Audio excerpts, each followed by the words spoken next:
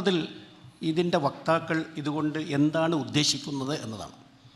ഇവിടെ വ്യക്തമായി ഒരു കാഴ്ചപ്പാട് അവതരിപ്പിച്ചു. ഇതിൻ്റെ പിന്നിൽ ഒരു വളരെ അന്തർദേശീയമായ ഒരു അജണ്ടയുണ്ട്. അത് ഒരു വശം, അതവിടെ നിൽക്കട്ടെ.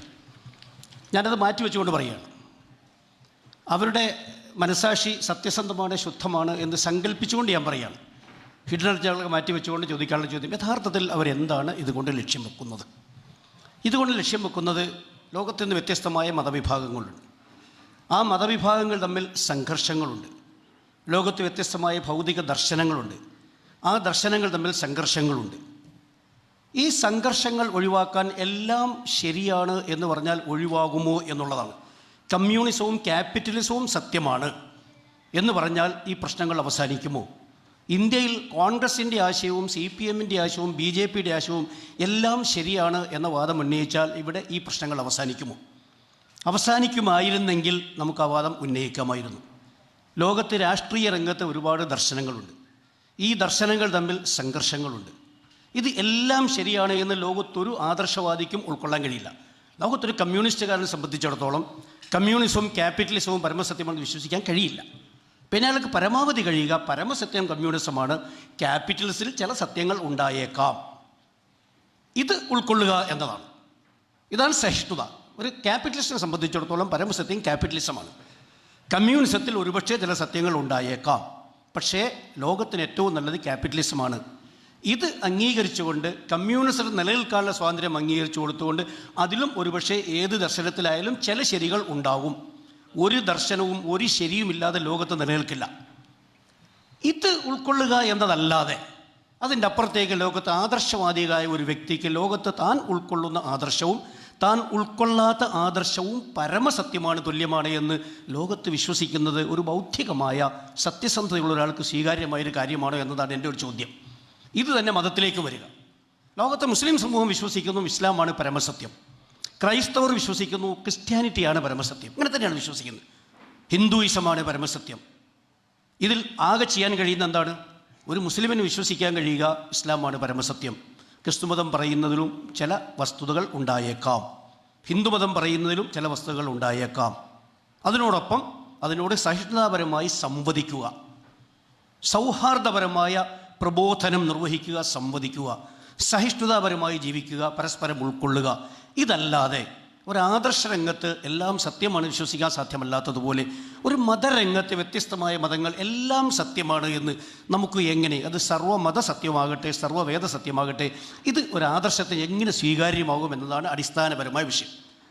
ഇപ്പോൾ ഇനി അതിൻ്റെ ഉദ്ദേശം, അപ്പോൾ ഇതുകൊണ്ട് മത സമന്വയം അല്ലെങ്കിൽ ആദർശ സമന്വയം സാധ്യമാവുകയില്ല. ഇനി നമ്മൾ ഈ വാദം ഉന്നയിക്കുന്നു. ഇപ്പോൾ ക്രിസ്തുമതം, ജൂതമതം, തൗറാത്ത്, ഇഞ്ചീൽ, സർവ്വവേദ സത്യവാദം, ഇവർ പിൻപറ്റുന്ന മാർഗം ശരിയാണ് എന്ന് നമ്മളിങ്ങനെ പ്രസ്താവന ഇറക്കിയാൽ നമ്മൾ പറയുന്നു മുസ്ലിങ്ങൾ ഖുർആൻ അനുസരിച്ച് ജീവിക്കുന്നു, ക്രൈസ്തവർ ബൈബിൾ അനുസരിച്ച് ജീവിക്കുന്നു, യഹൂദർ തൗറാത്ത് അനുസരിച്ച് ജീവിക്കുന്നു, എല്ലാവരും വേദാനുസൃതമാണ് ജീവിക്കുന്നത്, എല്ലാവരും സത്യസന്ധമാണ് എന്ന ഒരു നിലപാട് സ്വീകരിച്ചാൽ യഥാർത്ഥത്തിൽ മറ്റുള്ളവരുടെ തൃപ്തി നമുക്ക് പൂർണ്ണമായി നേടിയെടുക്കാൻ കഴിയും. ഈ ഒരു വാദം കൊണ്ട് ലോകത്ത് മുസ്ലിം സമൂഹത്തിലെ ഒരു വിഭാഗത്തിന് ലോകത്തെ മുഴുവൻ ക്രൈസ്തവരുടെയും പിന്തുണ നേടിയെടുക്കാൻ കഴിയുമോ? മുഴുവൻ യഹൂദരുടെയും പിന്തുണ നേടിയെടുക്കാൻ കഴിയുമോ? എങ്കിലല്ലേ ഈ വാദത്തിന് പ്രസക്തിയുള്ളൂ. അല്ലെങ്കിൽ വളരെ കുറഞ്ഞ ആളുകൾ ഈ വാദം എല്ലാ കാലഘട്ടത്തിലും ഉന്നയിക്കും. അവരിങ്ങനെ പറഞ്ഞുകൊണ്ട് ഇവിടെ ഖുർആൻ പറയുന്നൊരു കാര്യമാണ്, ഞാൻ അതാണ് സൂചിപ്പിക്കുന്നത്. അപ്പോൾ ഈ രണ്ട് ലക്ഷ്യവും ഇവർക്ക് നേടിയെടുക്കാൻ കഴിയില്ല. ആദർശങ്ങൾ തമ്മിലുള്ള ഈ സമന്വയം ഇവർക്ക് നേടിയെടുക്കാൻ കഴിയില്ല. പരസ്പരമുള്ള തൃപ്തിയും ഇവർക്ക് നേടിയെടുക്കാൻ കഴിയില്ല. ഖുർആൻ പറയുന്നു വലൻ തർള അങ്കൽ യഹൂദ് വലൻ നസാറ ഹത്താ തത്തബിഅ മില്ലതഹും. ഈ ആയത്ത് നമ്മൾ ഒന്ന് ചെറുതായിട്ട് അനലൈസ് ചെയ്യുക. സൂറത്തുൽ ബഖറ 121 ഇവിടെ പറയുന്നു നിങ്ങൾക്ക് വലൻ തർള അങ്കൽ യഹൂദ് വലൻ നസാറ, യഹൂദരും ക്രൈസ്തവരും നിങ്ങളിൽ തൃപ്തിപ്പെടാൻ പോകുന്നില്ല, ഹത്താ തത്തബിഅ മില്ലതഹും, നിങ്ങൾ അവരുടെ മില്ലത്തിനെ പിൻപറ്റുന്നത് വരെ എന്നതാണ്. അപ്പം നിങ്ങൾ ഏത് ആശയം ഉന്നയിച്ചാലും ഈ തൃപ്തി നിങ്ങൾക്ക് ലഭിക്കുകയില്ല എന്ന് ഖുർആൻ പറയുകയാണ്. നിങ്ങൾ നിങ്ങളുടെ മില്ലത്തിൽ അടിയുറച്ച് നിന്നുകൊണ്ട് നിങ്ങൾ ഏത് സർവ്വവേദ സത്യവാദം ഉന്നയിച്ചാലും നിങ്ങൾക്ക് അവരുടെ തൃപ്തി ലഭിക്കാൻ പോകുന്നില്ല എന്നാണ് ഖുർആൻ പറയുന്നത്. എങ്കിൽ പിന്നെ ഇതിൻ്റെ ലക്ഷ്യം എന്താണ്? ഞാൻ ഹിഡൻ അജണ്ട ഒന്നും പരാമർശിക്കാൻ ഉദ്ദേശിക്കുന്നില്ല. ഇതിൻ്റെ യഥാർത്ഥ പർപ്പസ് എന്താണ്, ഉദ്ദേശശുദ്ധി എന്താണ് എന്നാണ് ഞാൻ ചോദിക്കുന്നത്. ഇവിടെ ഖുർആൻ പറയുന്നു അവരുടെ മില്ലത്ത്. ഇവിടെയാണ് അടിസ്ഥാനപരമായി ഈ സർവ്വവേദ സത്യവാദത്തിൻ്റെ മർമ്മം ഈ ഒറ്റ വാക്കിലുണ്ട്. ഈ മില്ലത്ത് എന്ന് പറയുന്ന ഏതാണ്? അവരുടെ മില്ലത്ത് നിങ്ങൾ സ്വീകരിക്കണം, അത് നിങ്ങൾക്ക് സ്വീകാര്യമാവുകയില്ല എന്ന് ഖുർആൻ ഇതിൽ കൂടി പറയാം. അത് നിങ്ങൾക്ക് സ്വീകാര്യമാവുകയില്ല. നിങ്ങൾക്ക് അവരുടെ തൃപ്തി കിട്ടണമെങ്കിൽ അവരുടെ മില്ലത്ത് നിങ്ങൾ സ്വീകരിക്കണം. അതിൽ തന്നെ മനസ്സിലാവും ആ മില്ലത്ത് നിങ്ങൾക്ക് സ്വീകാര്യമാവുകയില്ല. അപ്പോൾ ആ മില്ലത്ത് നിങ്ങൾക്ക് ഉൾക്കൊള്ളാൻ പറ്റാത്തതാണ്. ഇവിടെ എൻ്റെ ചോദ്യം, ഈ സർവ്വവേദ സത്യവാദികൾ പറയുന്നു ഏത് വേദമനുസരിച്ചും ജീവിക്കാം എങ്കിൽ ഒരൊറ്റ ചോദ്യം, ഇന്ന് ബൈബിളിൻ്റെ അനുയായികളും തോറയുടെ അനുയായികളും ജീവിക്കുന്നത് യഥാർത്ഥത്തിൽ ആ മില്ലത്താണോ നിങ്ങൾ ഉദ്ദേശിക്കുന്നത്? ഇപ്പോൾ അവർ ജീവിക്കുന്ന ഒരു മില്ലത്തുണ്ട്, അതാണോ നിങ്ങൾ ഉദ്ദേശിക്കുന്നത്? ഇവിടെ പലരും ചൂണ്ടിക്കാണിച്ചത് മാതിരി ലഖദ് കഫറല്ലദീന ഖാലു ഇന്നല്ലാഹ ഹുവൽ മസീഹു ഇബ്നു മറിയം, ലഖദ് കഫറല്ലദീന ഖാലു ഇന്നല്ലാഹ സാലിസു സലാസ മത്തഖദല്ലാഹു മിൻ വലദി വമാ കാന മഅഹു മിൻ ഇലാഹ് അഅന്ത ഖുൽത ലിന്നാസി ഇത്തഖദൂനി വഉമ്മി ഇലാഹൈന മിൻ ദൂനില്ലാഹ് തുടങ്ങിയുള്ള നിരവധി ആയത്തുകൾ കൂടി വിശുദ്ധ ഖുർആൻ ചൂണ്ടിക്കാണിക്കുന്ന അവരുടെ ഇപ്പോൾ അനുഷ്ഠിക്കുന്ന ഒരു മില്ലത്തുണ്ട്. വേദാനുസാര ജീവിതം എന്നതുകൊണ്ട് നിങ്ങൾ ഉദ്ദേശിക്കുന്നത് ആ മില്ലത്താണോ? ഇപ്പോൾ നിലവിലുള്ള മില്ലത്താണോ? എൻ്റെ ചോദ്യം അതാണ്. ഏത് വേദാനുസാര ജീവിതം എന്നാണ് പറയുന്നത്, അത് നിലവിലുള്ള മില്ലത്താണോ? നേരത്തെ ഇവിടെ പലരും സൂചിപ്പിച്ച വിശുദ്ധ ഖുർആൻ വളരെ ശക്തിയായി നിരാകരിക്കുന്ന ഈ സാലിസു സലാസ മസീഹ് ഇബ്നു മറിയം അത് തന്നെയാണ് അള്ളാഹു എന്ന് പറയുന്ന ഈ കാഴ്ചപ്പാട്, അഅന്ത ഖുൽത ലിന്നാസ് ഇത്തഖദൂനി വഉമ്മി ഇലാഹൈന മിൻ ദൂനില്ലാഹ് ഇത്തഖദൂ അഹ്ബാറഹും വറുഹ്ബാനഹും അർബാബൻ മിൻ ദൂനില്ലാഹ് വൽ മസീഹ് ഇബ്നു മറിയം, ഇതാണ് അവരുടെ മില്ലത്ത്. ഇത് ഖുർആൻ പറയുകയാണ്. ഈ മില്ലത്ത് അനുസരിച്ച് ഇത് യഥാർത്ഥ തൗറാത്തിൻ്റെയും ഇഞ്ചീലിലെയും മില്ലത്താണോ? ഇതാണ് എൻ്റെ പ്രസക്തമായ ചോദ്യം. എങ്കിൽ ഈ വേദാനുസാര ജീവിതം കൊണ്ട് ഉദ്ദേശിക്കുന്നത് ഇപ്പോൾ നിലവിലുള്ളതല്ല എങ്കിൽ മറ്റൊന്നാണല്ലോ. മറ്റൊന്നാണെങ്കിൽ അവർ മാറണം എന്നതല്ലേ അതിൻ്റെ അർത്ഥം? അതോടുകൂടി സംഗതി മൊത്തം പൊളിഞ്ഞില്ലേ? അത് തന്നെയല്ലേ എല്ലാവരും പറയുന്നത്. അപ്പോൾ ഒറ്റ ചോദ്യം, ഖുർആൻ പറയുന്നു നിങ്ങൾക്ക് അവരുടെ മില്ലത്ത് സ്വീകരിക്കാതെ നിങ്ങളെ അവർ ഇഷ്ടപ്പെടാൻ പോകുന്നില്ല. ആ മില്ലത്ത് ഖുർആൻ പറയുന്നു നിങ്ങൾക്ക് സ്വീകരിക്കാൻ സാധ്യമല്ല. ആ മില്ലത്ത് ഏതാണെന്ന് ഖുർആൻ ഇവിടെ പറയുന്നു. അപ്പോൾ ഇവരുടെ ഇപ്പോൾ ജീവിച്ചുകൊണ്ടിരിക്കുന്ന ഈ മില്ലത്ത് യഥാർത്ഥ തൗറാത്തും ഇഞ്ചീലും അനുസരിച്ചാണോ എന്നതാണ്. ആണെന്ന് നമുക്ക് പറയാൻ കഴിയില്ല. ആണെന്ന് പറയാൻ കഴിയണമെങ്കിൽ ഖുർആൻ മാറ്റിവെച്ചുകൊണ്ടല്ലാതെ ഒരാൾക്ക് യഥാർത്ഥ തൗറാത്തിലെയും ഇഞ്ചീലിലെയും മില്ലത്ത് അനുസരിച്ചാണ് അവർ ജീവിക്കുന്നത് എന്ന് പറയാൻ കഴിയില്ല. അങ്ങനെയാണെങ്കിൽ ആ മില്ലത്ത് നിങ്ങൾക്ക് സ്വീകാര്യമല്ല എന്ന് ഖുർആൻ പറയേണ്ട കാര്യമില്ല. കാരണം ഖുർആൻ തന്നെ പറയുന്നു, യക്തുബൂനൽ കിതാബ ബിഐദീഹിം, സ്വന്തം കൈകൾ കൊണ്ട് വേദഗ്രന്ഥത്തിൽ എഴുതി ചേർത്തു. മിമ്മാ കുന്തും തുഖ്ഫൂന മിനൽ കിതാബ്, വേദഗ്രന്ഥത്തിൽ ധാരാളം മറച്ചു വെച്ചു, എഴുതി ചേർത്തു, മറച്ചു വെച്ചു. ഈ എഴുതി ചേർക്കുക എന്ന് വെച്ചാൽ എഴുതി പോക്കറ്റിൽ വെക്കുക എന്നല്ലോ അതിൻ്റെ അർത്ഥം. അങ്ങനെ പോക്കറ്റിൽ വെച്ചിട്ട് ഹാദാമിൻ ഇന്ദില്ല എന്ന് പറയാൻ കഴിയില്ല.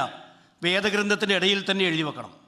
മറച്ചു വെക്കുക എന്ന് വെച്ചാൽ തൽക്കാലം കൈകൊണ്ട് മറച്ചു വെക്കുക എന്നല്ല, അത് പൂർണ്ണമായും നിർമ്മാർജ്ജനം ചെയ്യണം. ഈ പ്രക്രിയ നടന്നിരിക്കുന്നു എന്ന് ഖുർആൻ പറയുന്നുണ്ട്. ഇത് ഖുർആൻ പറയുന്നുണ്ട്. അപ്പോൾ നമ്മൾ ഈ വേദാനുസാര ജീവിതം ഉദ്ദേശിക്കുന്നത് ഏത് വേദമാണ്? വേദാനുസാര മില്ലത്ത് എന്നതുകൊണ്ട് ഉദ്ദേശിക്കുന്നത് ഏത് മില്ലത്താണ്? നിലവിൽ അവരുടെ കയ്യിലുള്ള മില്ലത്തനുസരിച്ചുള്ള ജീവിതമാണോ? അതാണ് ഇപ്പോൾ അവർ പിൻപറ്റിക്കൊണ്ടിരിക്കുന്നത്. അത് നിങ്ങൾക്ക് സ്വീകാര്യമാവുകയില്ല എന്ന് സൂറത്തുൽ ബഖറയിൽ പറയുന്നു, വലൻ തർല അങ്കൽ യഹൂദ് ഹത്താ തദ്ബിമില്ല. അപ്പോൾ നിങ്ങൾ പ്രൊമോട്ട് ചെയ്യുന്ന വേദാനുസാര ജീവിതം ഏത് എന്നത് ക്ലിപ്തമായി പറയാൻ നിങ്ങൾ ബാധ്യസ്ഥരാണ്. ഇപ്പോൾ ഉള്ളതാണോ അതോ ഇനി ഒറിജിനൽ തോറയിലും ഇഞ്ചിയിലും ഉള്ളതാണോ? അതാണെങ്കിൽ നിലവിലുള്ളത് മാറണമല്ലോ. നിലവിലുള്ളത് മാറിയേ പറ്റൂ. അപ്പോൾ പിന്നെ എന്താ വ്യത്യാസം ഇരിക്കുന്നത്? അപ്പോൾ നിലവിലുള്ളത് കൊണ്ട് അപ്പോഴും സ്വർഗത്തിലെത്തുകയില്ല എന്നതല്ലേ അതിൻ്റെ അർത്ഥം. അതുകൊണ്ട് ഈ കൺഫ്യൂഷൻ ഇത് കൃത്യമായി പറയാതെ വെറുതെ ഒരു വാക്ക് വേദാനുസാര ജീവിതം, സർവ്വവേദ സത്യവാദം എന്ന് പറഞ്ഞിട്ട് പോയിട്ട് കാര്യമില്ല. ഖുർആൻ തന്നെ പറയുന്നു, വഇദ്ഖാല ഈസ ഇബ്നു മറിയം യാ ബനി ഇസ്രായീല ഇന്നി റസൂലുള്ളാഹിയിലേക്ക് മുസദ്ദിഖൻ ലിമാ ബൈന യദയ്യ മിനത്ത് തൗറാത്ത്.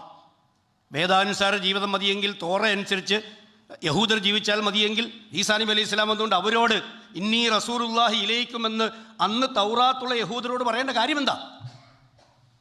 ഇന്നി റസൂലുള്ളാഹി ഇലൈക്കും ആരോടാണ് പറയുന്നത്? തൗറാത്ത് കയ്യിലുള്ളവരോടാണ് പറയുന്നത്. അതുമാത്രമല്ല അദ്ദേഹം പറയുന്നത് വ മുബശ്ശിറൻ ബി റസൂലിൻ, വരാൻ പോകുന്ന നബിയെ പറ്റിയുള്ള യഅ്തി മിൻ ബഅദി ഇസ്മുഹു അഹ്മദ്, അഹ്മദ് എന്ന പേരോടുകൂടി ഒരു പുതിയ പ്രവാചകൻ വരാൻ പോകുന്നു.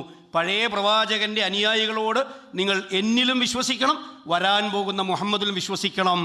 ഇത് ഈസാ നബി അലൈഹി സ്വലാം പറഞ്ഞത് എന്തിനു വേണ്ടി? ഇതാണ് ചോദ്യം. ഇങ്ങനെ അഹ്മദ് എന്ന പേരെടുത്ത് പറയുമ്പോൾ അത് നിലവിലുള്ള ബൈബിളിൽ എവിടെ? നിലവിലുള്ള തോറ വളരെ കൃത്യമാണെങ്കിൽ എവിടെ യഅ്തി മിൻ ബഅദി ഇസ്മുഹു അഹ്മദ്? നമുക്ക് വെറുതെ ഒറ്റവാക്കിൽ പറഞ്ഞു പോകാൻ കഴിയില്ല. അല്ലദീന യത്തബിഊന റസൂല നബിയൽ ഉമ്മിയല്ലദീ യജിദൂനഹു മക്തൂബൻ ഇൻദഹും ഫി തൗറാത്തി വൽ ഇൻജീൽ. തൗറാത്തിലും ഇഞ്ചീലിലും അദ്ദേഹം രേഖപ്പെടുത്തപ്പെട്ടിരിക്കുന്ന അദ്ദേഹത്തിൻ്റെ പേര് എവിടെ? നിലവിലുള്ള തൗറാത്തിൽ പ്രവാചകൻ്റെ പേര് എവിടെ? നിലവിലുള്ള തൗറാത്തിൽ ഇഞ്ചീൽ മുഹമ്മദ് നബിയുടെ പേര് ആ ഒറിജിനൽ തൗറാത്തും ഇഞ്ചിയിലും ഉണ്ടെങ്കിൽ നിങ്ങൾ ഈ പറയുന്ന വാദം ഞാനും അംഗീകരിക്കാം. ആ വേദാനുസാരം ജീവിച്ചാൽ മതി. എന്നാൽ ആ വേദത്തിൽ പറയുന്നത് മുഹമ്മദ് നബി അംഗീകരിക്കാനാണ് പറയുന്നത്. വേറെ പ്രശ്നമൊന്നുമില്ല ഇവിടെ. നേരത്തെ പറഞ്ഞ ആയത്തിൽ